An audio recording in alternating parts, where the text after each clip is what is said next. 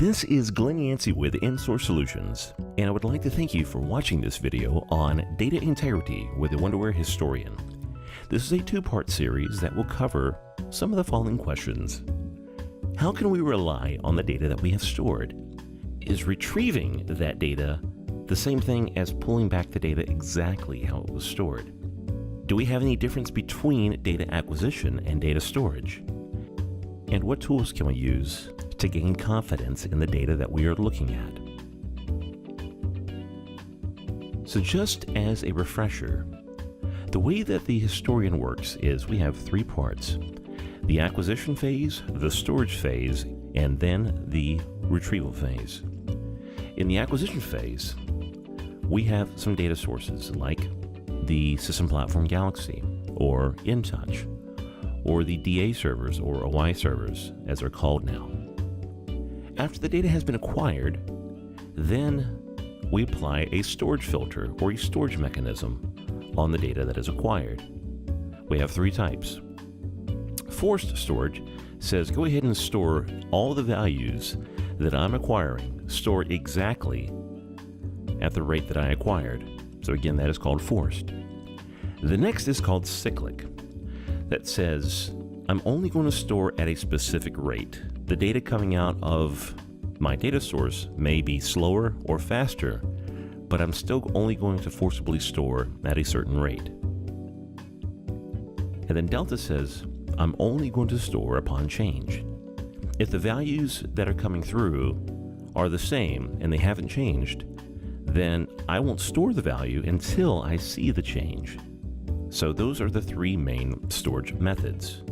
After the data is stored, then the data is placed into a history block with timestamps, and then once they're in the history blocks, then they're made available for retrieval.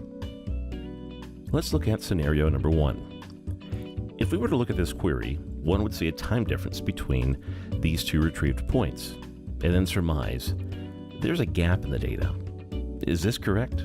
No, it's actually not. Let's understand what's going on. First, the retrieval mode of this query is full, which means to tell the historian, give me back everything that is stored in the system for this tag during the given start and end time. Secondly, the data returned is reflecting a quality code of 192, which means that the value that was first stored and then retrieved is reliable, and that the connection is considered solid. If the quality code had changed, then we truly would have had a data gap. This, however, is not the case. Now, it's true that there's a difference of 2,000 milliseconds between the value retrieved at 12:02:14 and 12:02:16 for those timestamps. But again, that doesn't mean that there is a data gap. We have to understand how the data is being stored first. So I've created a few tables to help illustrate this. What was the storage mode? If it were delta storage, it could be very possible that the value that we would have stored showed no difference in a value at the 12:02:15 second from the second before that. There is no null here for retrieval, as it is only capturing what was stored by the historian using the delta storage mechanism. In other words, it's on change, no duplicates.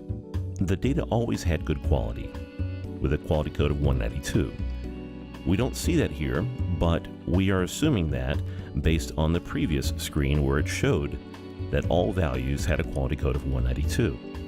So there's no reason why a null would have been returned. Delta storage does not store duplicates. So that is scenario one.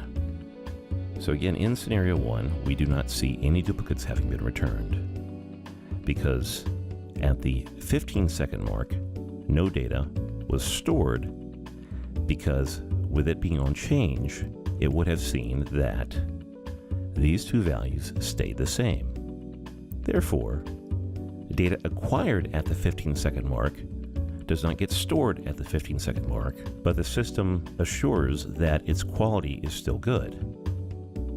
Thank you for watching our part one of our two-part video series on data integrity with the Wonderware Historian. Hopefully you will feel more reassured at the data that we have returned now that we are understanding the acquisition, storage, and retrieval mechanisms of the Wonderware Historian. Again, thank you very much.